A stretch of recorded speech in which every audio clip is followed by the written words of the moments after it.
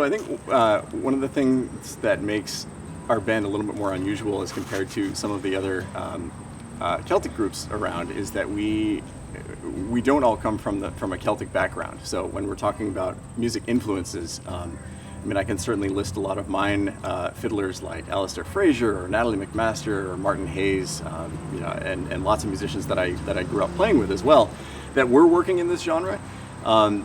But that's only part of what shapes our sound.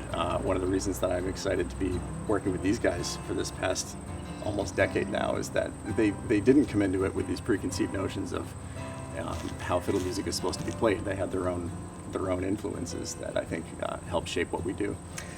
Yeah, I mean, definitely me and Matt come from more of like a blues and rock type of thing. Blues, rock, jazz. Yeah, that kind of jammy stuff. Improvisational stuff. Yep. Yeah. So for us, this was the first time that we ever played like, Irish music.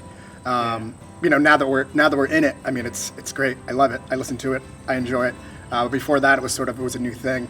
I think we come from a very like a improvisationally based place, and I think that helps a lot with this group because Jordan has all these great melodies that he's playing on his fiddle, and Chris and I are constantly evolving with what we're doing behind him, and it's fun to be able to step in different directions when we're playing live and to kind of push the boundaries, and I think that's very comfortable for Chris and I because of where we come from musically. It keeps the audience on their toes and keeps us on our toes a little bit too, keeps us engaged. I saved a whole summer to get an electric bass because I wanted to be in a rock band and all that kind of stuff, and from there, joined my school's music program, played the saxophone all the way up through high school.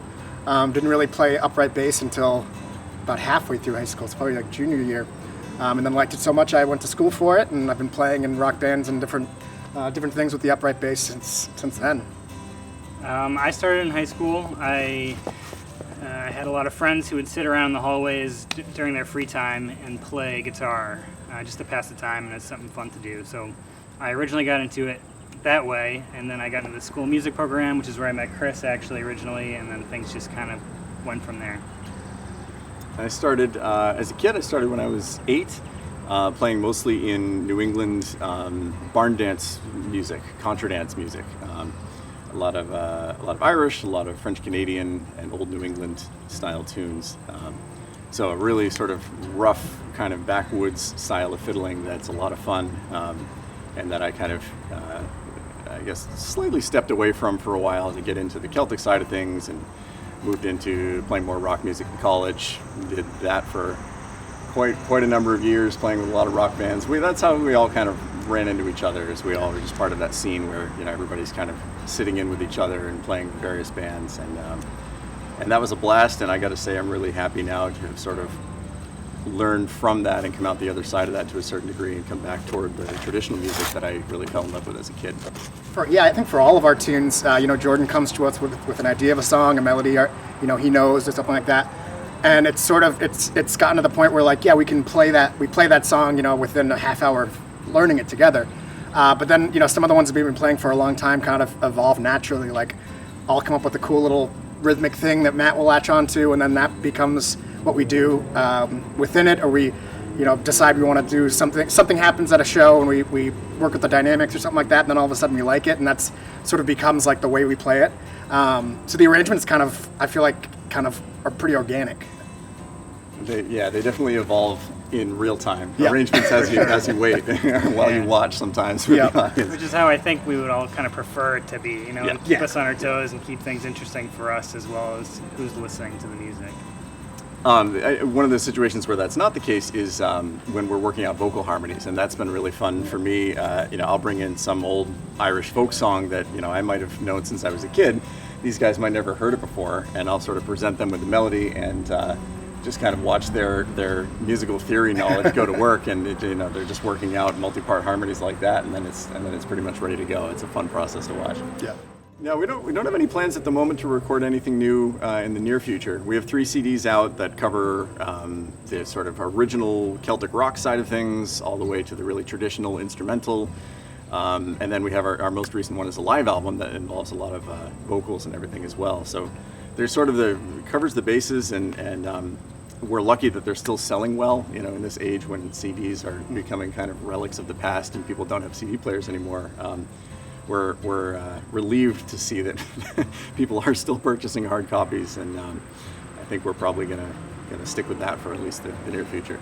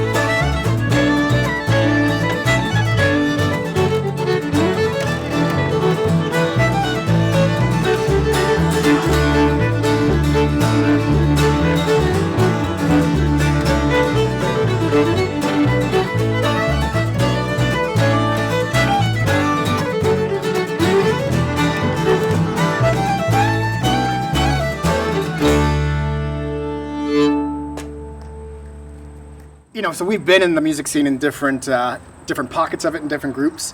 I'd say rarely do we kind of meet too many other groups that are kind of like ours.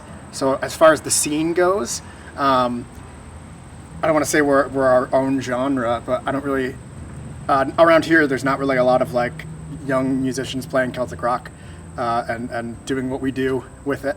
There's a lot of people doing the traditional stuff, and it's great to meet them. And that's a pretty cool scene. I, as a bass player, bass isn't really one of those instruments that's in a lot of the other Celtic things, so I can't really sit in on sessions like these guys can. But I mean, it's there's a market for it. There's definitely people interested in booking us, which is nice. And there's a lot of older folkies that we've learned a lot from in the Seacoast specifically. People from the Celtic genre and the maritime genre that over the years have hired me in to play with them, and in doing so taught me a lot about how to approach the music and the history behind the music, and even just great new songs as well that I might never have stumbled across. So there's a lot of support. I think the musicians in this genre tend to look out for each other. It's certainly not all the time. I don't think that's ever really the case, but I think there's not as much of a sense of competition or rivalry as you might expect, and that's a relief to not have to be kind of in this cutthroat kind of a market that you might imagine, or that I might expect probably exists elsewhere. I think the community is too small. It's too tight knit, and we all kind of, especially those who are of the same age that grew up playing this music together, and we've known each other forever. So rather than competing against each other, we like to try to help each other out and offer shows that we can't take, and vice versa. And it feels like a pretty healthy community. I'd say over the course of this past year, I learned how to use Zoom. Yeah. Got very familiar with virtual platforms by necessity, and that was great. I think being able to connect with students virtually, and also being able to just perform virtual shows. I'd never done a live stream before, and I did a number of those. We did a few of them together, and that was an experience. Those are strange. That takes some getting used to, but we're really, I think, lucky that we had those opportunities.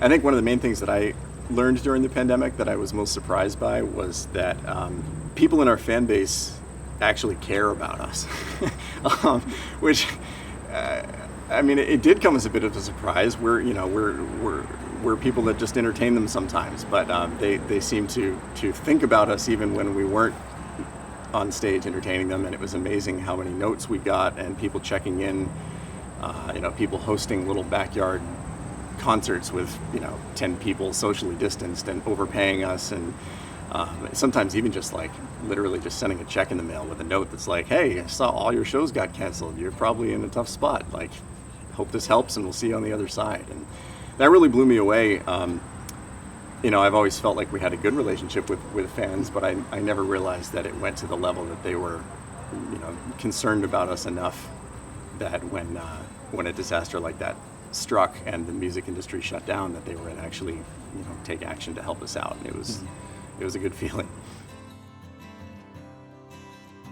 I think I would say just find others who are doing things musically as well. So I grew the most and enjoyed music the most whenever I had other people to share it with. Yeah, I definitely say if you're passionate about it, like keep doing it, and try out different instruments, try out different things in music, try out different genres, because when you find the one that works for you, it's a lot more satisfying, for sure. Yeah, I think there are a lot of things that I wish I could say to a younger version of myself that I wish I knew back then, but I guess one piece of advice would be think about what making it in the music business means to you. If you're somebody who's up and coming, you got to sort of decide for yourself, there are so many different levels of success within the music industry, and there are so many different ways of trying to reach that success, and the ones that are going to be most effective vary depending on what you're going for. So if you're somebody who is only going to be satisfied if you are rich and famous, great, go for it. Absolutely. Recognize that no matter how talented you are, you still have to win the lottery in order to make it, because there are a ton of really talented, really hardworking people that never become rich and famous. But if you're going to go for it, move to a city. You got to go to one of those spots where it's all happening. Go to New York City, go to Nashville, go to LA, and get a day job, because you're not going to make any money in the music industry while you're in those cities. So you have to be prepared to work to support yourself, and then also work to advance your music career after hours, and just hope that you turn into one of those lucky ones that actually makes it. And if you do, congratulations, that's amazing. There is another route, however, which is the one that we've taken, which is, I guess at certain points in my life, I hoped I might become rich and famous, but I no longer want that, and it's certainly not going to happen. We are full-time professional musicians, and that to me is the level of success that I settled on and decided I wanted to be happy with, because I do make my living doing this. I'm not rich. I'm not going to be, famous beyond our little circles here in New Hampshire. But I can say that I play music for a living. And so if you're going to do that, I would recommend not going to one of those big cities. I'd recommend finding a nice quiet place like New Hampshire, for instance, where there are a lot fewer people flooding the market and driving down the amount that you can make at a gig. And if you are really self-motivated and lucky and at least somewhat talented, with a good head for business, you can make it happen, and it's much more likely to be a success if that's what you're going for than if you hope to become one of the rock stars.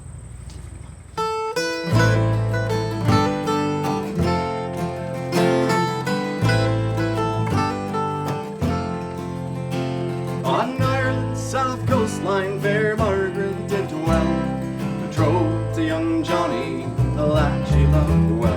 But work it was scarce, and the hard times they fell on the village that Margaret called home. So across the Atlantic she must make her way, where the search for employment fares better, they say.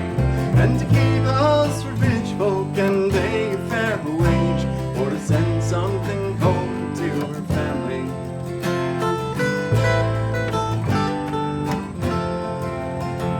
Oh, let me come with you, young Johnny did cry. I'd sail to America to stay by your side. But the price of the passage for both was too high, and they knew that they had to be parted. On the day that comes after tomorrow, will you climb to the top of the hill? Although it fills me with sorrow, I will wave from the deck to you still.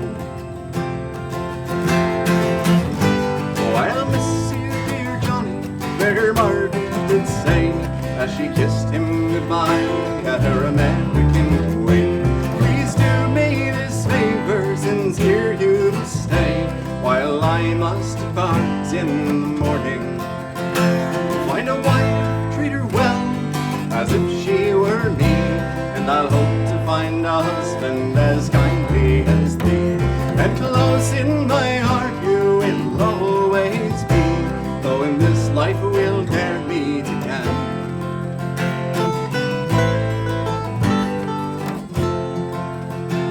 At midday on Sunday my ship it will steam, just off this old coastline I'll see in my dreams.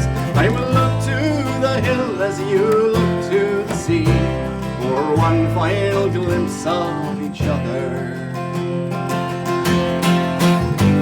On the day that comes after tomorrow, will you climb to the top of the hill? Although it fills me with sorrow, I will wave from the deck to you still.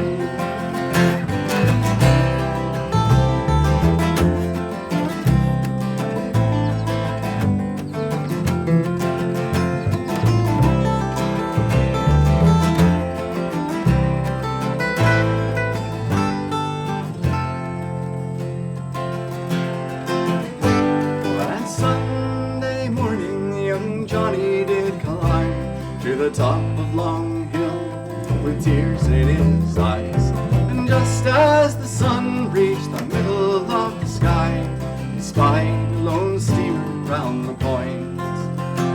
Well, he rose to his feet and he raised his hand toward the ship that bore Margaret to a faraway land. And there he remained till at last she began to fade from view in the horizon. On the day that comes after tomorrow, will you climb to the top of the hill? Although it fills me with sorrow, I will wave from the deck to you still. On the day that comes after tomorrow, will you climb to the top of the hill? Although it fills me with sorrow, I will wave from the deck